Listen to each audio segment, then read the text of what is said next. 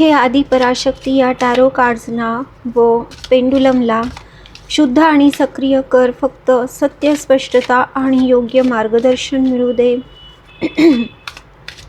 ही reading सर्वोच्च हितासाठी असू दे.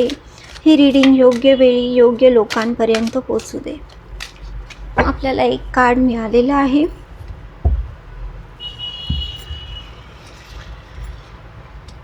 चॅरिएट. चला तर बघूया हे चॅरिएट कार्ड आपल्याला काय सांगतंय.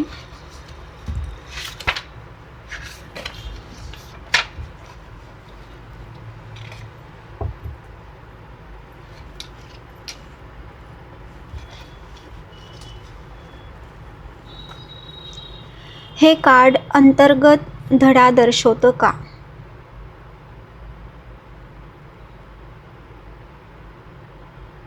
हो. हे कार्ड मानसिकतेतील बदल अधोरेखित करतं का?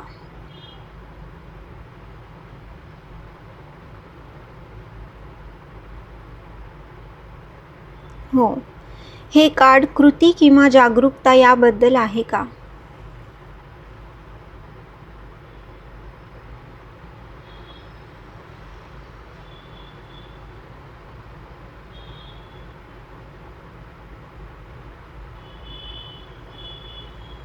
हो. म्हणजे अंतर्गत धडा पण आहे.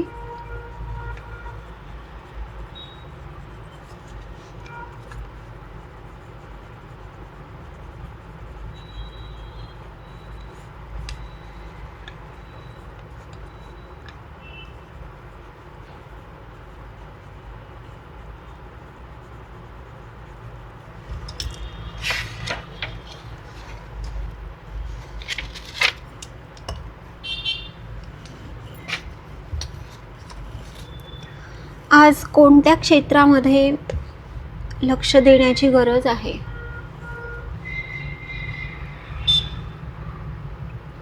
आज कोणत्या क्षेत्रामध्ये लक्ष देण्याची गरज आहे? कृती.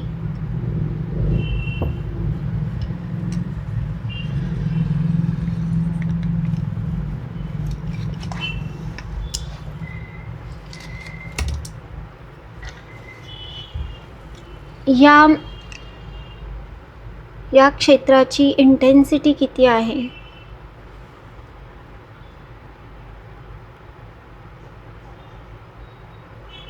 – 55%.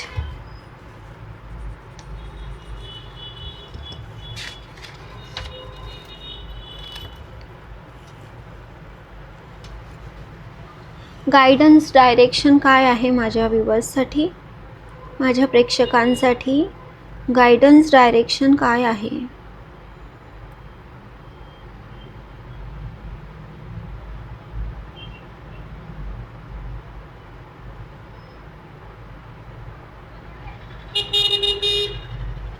पेशन्स.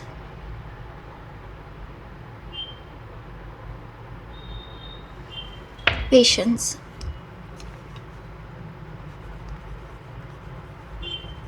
धैर्य. हे कार्ड आहे ना,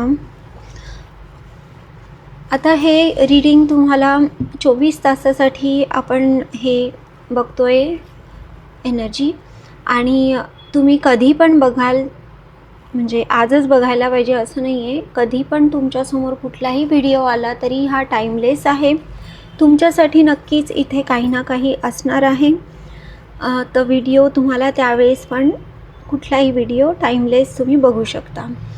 इथे हा जो आहे चॅरिएट, हा बॅलेन्स, इंटिग्रेशन, फोकस असं ह्या कार्डचं कीवर्ड आहे.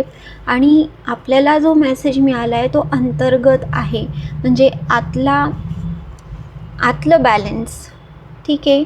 आणि खास करून मेंटल स्थिती किंवा वैचारिक, म्हणजे तुमचे थॉट्स जर फोकस नाही आहे, तुम्ही कन्फ्यूज्ड आहात, तुम्हाला समजत नाही आहे, तर हे कार्ड तुम्हाला ते डिनोट करते की तुम्हाला इथे तुमचे थॉट्स, तुमची मेंटल स्थिती, तुमची मानसिकता आहे ना, त्याला फोकस करायचं आहे. तुम्हाला तिथे काम करण्याची गरज आहे, कारण हा प्रॉब्लेम आउटर नसून हा तुमचा स्वतःचा इंटरनल प्रॉब्लेम आहे. ठीक आहे. आणि जागृत राहायचं आहे. जी पण कृती तुम्हाला करायची आहे, जे पण तुम्हाला डिसिजन घ्यायचे आहे, जी पण ॲक्शन घ्यायची आहे, त्यामागे तुमचा क्लिअर असं थॉट पाहिजे. तर हेच डिनोट करतं आहे तुमचं 24 तासामध्ये असं काहीतरी तुम्हाला डिसिजन किंवा कृती किंवा ॲक्शन करायची वेळ येईल, ज्यामध्ये तुम्हाला गोंधळल्यासारखं होऊ शकतं. हे छोट्या मोठ्या कुठल्याही सिच्युएशनमध्ये तुम्ही पाहू शकता. कमेंट सेक्शनमध्ये नक्की सांगाल की तुम्हाला रीडिंग कसं रेझोनेट होतं. तर इथे तुम्हाला तुमचे थॉट्स फोकस करायचे आहे, कारण ह्याचं पर्सेंटेज आपण काढलं तेव्हा 55% एवढं आलेलं आहे. तर 55% म्हणजे अर्ध्याच्या वर गेलेला आहे आणि खूप मोठा इम्पॅक्ट या डिसिजनचा, कृतीचा होणार आहे. तेव्हा तुमचे थॉट्स जे आहे ना, ते ग्राउंडेड किंवा फोकस, शांत, पीसफुल अशा स्टेटमध्ये तुम्हाला डिसिजन घ्यायचं आहे. हे कार्ड इथे डिनोट करतं आहे. पेशन्सचा पण आपल्याला मेसेज मिळालेला आहे. तर पेशन्स पण ठेवणे गरजेचं आहे.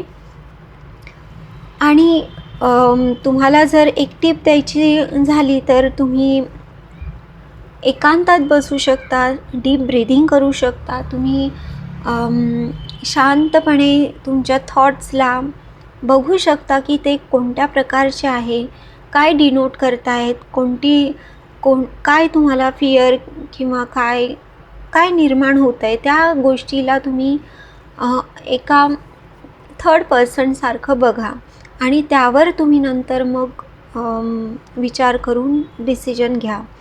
ठीक आहे, असं तुम्ही करू शकता. जे तुम्हाला रेझोनेट होतं आहे ते नक्की घ्या, बाकीचं सोडून द्या. ठीक आहे. आता हे रीडिंग मी संपवते आहे.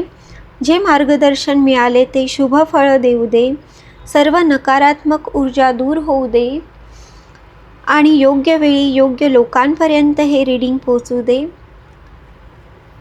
अशीच आदिपराशक्ती हिला मी प्रार्थना करते आणि परत भेटूया पुढच्या व्हिडिओमध्ये. तोपर्यंत खुश राहा, मस्त राहा.